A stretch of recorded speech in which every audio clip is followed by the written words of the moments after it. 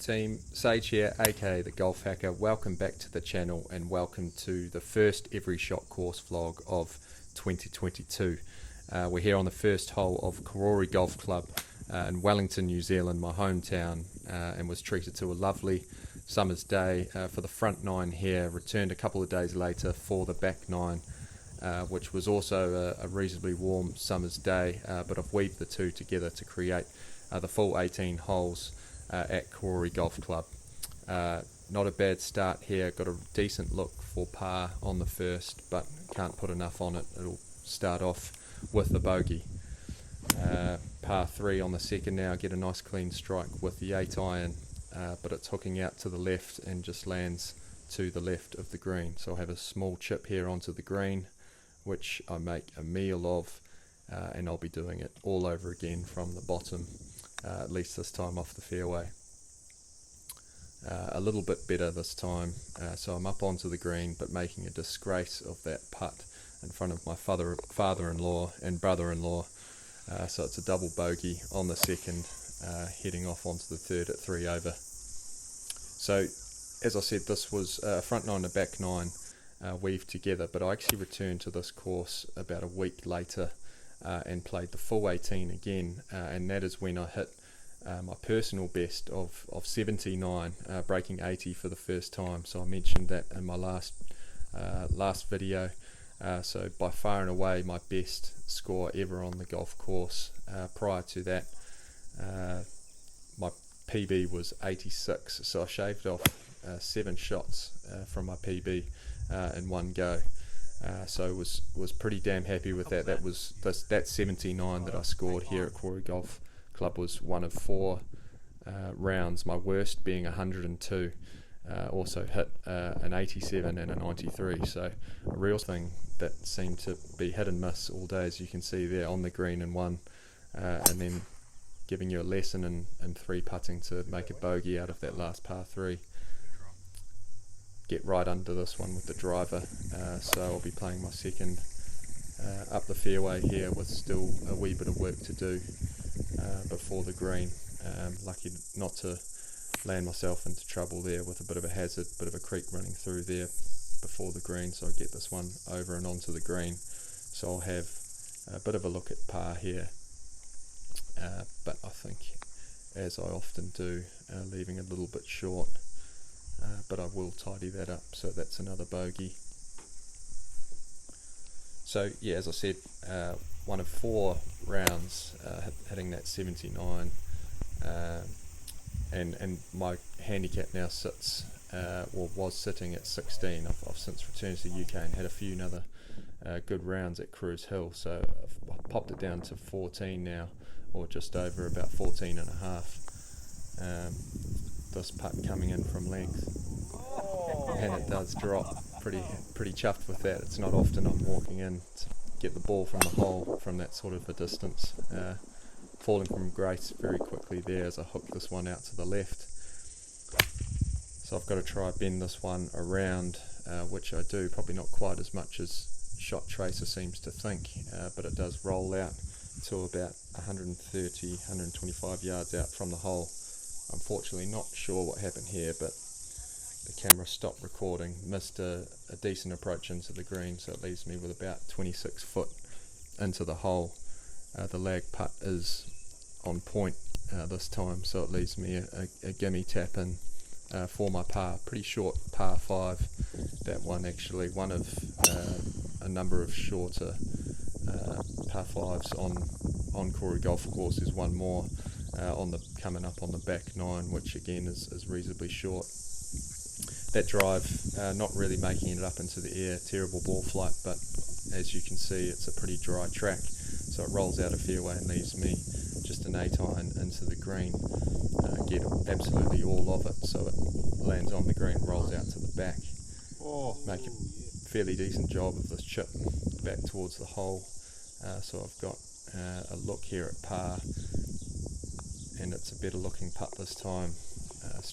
Knocks it straight down. It's going to be I think maybe my second par of the day, maybe second or third. I've got a few more coming up on the back 9 here. This drive is sprayed out to the right, so I've got to chip out around towards the trees to give me a look at the green. But this is not going anywhere near the green. It's a heat-seeking missile out towards the lads playing down the 10th. First attempt at escaping the woods is no good, so I've still got some work to do here. I do manage to hit this one straight, so it's rolling out towards the backhand side of the green. So coming back towards the hole now. Still got a lot of work to do to earn my 2-putt. I do drop that, so I'll still manage to make a triple bogey out of that one there. So here we are. You'll notice the cicadas have faded off into the distance. Coming back a couple of days later, it was still a nice warm day, perhaps not quite as warm as it was for the front 9. But here we are, starting off on the 10th with 2 fairly good shots to give me this look at birdie. Switched up the putter as well. This putter was one Angus Grayson. If you're watching, mate, shout out to you for dropping this off to me in MIQ in Auckland.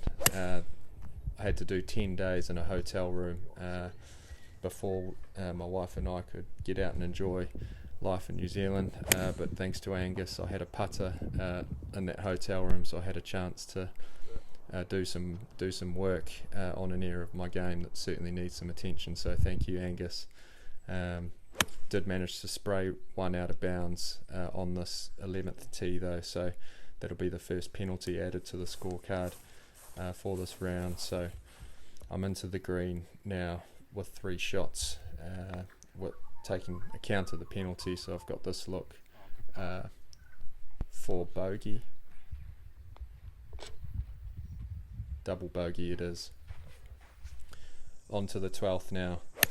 Par 4, playing downhill. Actually, if you get a good tee shot on this one, you can almost look at the green. Certainly those hitters that are longer with the driver can certainly have a look at the green on this hole.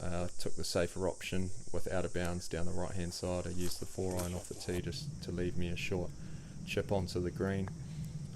It rolls or releases out a fairway past the hole, so I've still got a lot of work to do here. This one lands reasonably close, but I've still got some work to do. If you've ever seen one of your putts lip out, you'll know that look very well, so I've made a bogey out of that one there. On to the 13th, par 3, 146 yards, this 8-iron just heading out to the right hand side of the hole. So I've got this chip up onto the green, rolling out to about 14-15 feet here. Can I make my par putt? It's close, but not quite dropping for me, so that'll be a tap-in bogey. So this is the second par 5 now, with another shortish one at 410 yards. So I don't make the most of it with a pretty bad tee off there with the driver.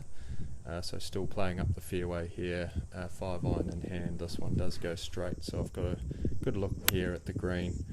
Don't quite catch enough of this one, so it's going to land just short, but there is a water hazard out to the right, so I'm happy not to have found that. Certainly on the day I didn't have that sort of perspective looking on the result of the shot. So I've got a small chip onto the green here, and that leaves me with about 16 foot putt into the hole. This one not quite enough on it, so that's a bogey.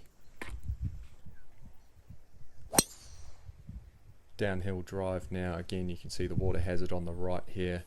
Lucky for me, I've got enough of this one, so it's out over the top of the water hazard. But I've got some trees to contend with now, so I'm going to have to try to punch this one low.